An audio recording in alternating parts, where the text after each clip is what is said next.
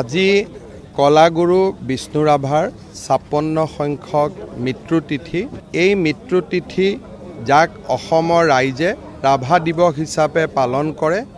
এই ৰাভা দিৱসক কেন্দ্ৰীয়ভাৱে আমি আজি তেজপুৰত আয়োজন কৰিছিলোঁ, যি অকল উত্তৰ পূব ভাৰতত নহয়, পূৰ্ব ভাৰতৰ ভিতৰতে আটাইতকৈ ডাঙৰ আৰু টেকনলজিৰে পৰিপূৰ্ণ শ্ৰেষ্ঠ প্ৰেক্ষাগৃহ হ'বলৈ গৈ আছে। এই প্ৰেক্ষাগৃহটো আমি জ্যোতি বিষ্ণুৰ নামত উৎসৰ্গা কৰাৰ বাবে সিদ্ধান্ত গ্ৰহণ কৰিছোঁ। কেইদিনমান আগতে এই সমন্বয় ক্ষেত্ৰৰ বাবে ৰাজ্য চৰকাৰে ৫০ লাখ টকাৰ অনুদান দিছিলে।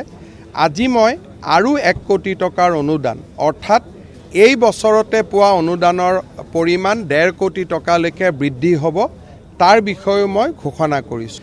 ইয়াৰ উপৰিও ৰাভাদেৱৰ য'ত সমাধি আছে তাৰ পৰা কলীয়া ভোমোৰা দলং অত্যন্ত ওচৰত, ব্ৰহ্মপুত্ৰ নদীৰ মাজেৰে, ব্ৰহ্মপুত্ৰ নদীৰ কাষেৰে আৰু পৰ্বত পাহাৰৰ মাজেদি এটা নৈসৰ্গিক ৰাস্তা আমি তাত নিৰ্মাণ কৰিব পাৰোঁ নেকি, য'ত পৰিব্ৰাজকসকলক, পৰ্যটকসকলক ঘাট বাউলি দি মাতিব, তেনেকুৱা এটা ৰাস্তা আমি নিৰ্মাণ কৰিব পাৰোঁ নেকি, তাৰ বিষয়েও চাবৰ বাবে মই জিলা আয়ুক্ত ডাঙৰীয়াক আহ্বান জনাইছোঁ। অসম চৰকাৰৰ বাজেটত তেজপুৰত আমি এটা ৰাজভৱন নিৰ্মাণৰ কথা কৈছিলোঁ, যিটো ৰাজভৱনত অসমৰ ৰাজ্যপালগৰাকীয়ে অন্তত বছৰত ১ মাহ সময় থাকিব পাৰে আৰু অসমৰ সাংস্কৃতিক ৰাজধানী তেজপুৰখনে এটা আন্তঃৰাষ্ট্ৰীয় পৰ্যায়ত এটা নতুন গুৰুত্ব লাভ কৰিব পাৰে।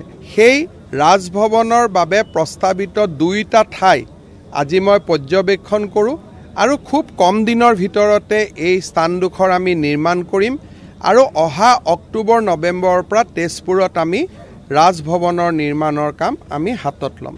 ইয়াৰ উপৰিও তেজপুৰত থকা নৰ্থ আছাম কমিশ্যনাৰৰ বাসভৱনটোক আমি ষ্টেট গেষ্ট হাউচলৈকে ৰূপান্তৰ কৰাৰ বাবে এটা প্ৰস্তাৱ লৈছোঁ, যাতে তেজপুৰত অহা বিভিন্ন অতিথিসকলক আমি এটা উপযুক্ত সন্মান দিব পাৰোঁ আৰু ঘৰটো যাতে সময়ৰ, যিহেতু এতিয়া নৰ্থ আছাম কমিশ্যনাৰ পোষ্টটো বিলুপ্ত হৈ গ'ল, ঘৰটো যাতে সময়ত উজলি নাযায়, তাৰ বাবে এই ষ্টেট গেষ্ট হাউচটো নিৰ্মাণ হ'লে ঘৰটো সংৰক্ষণ হ'ব।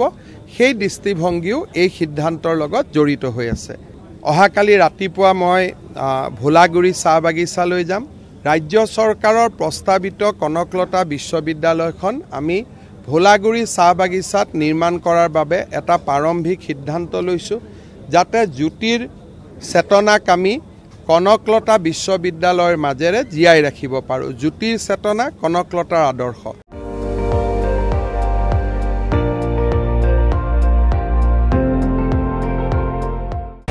আপুনি চাই আছে ND24, সৰ্বশ্ৰেষ্ঠ নহয়, সৰ্বোত্তমৰ দৌৰ।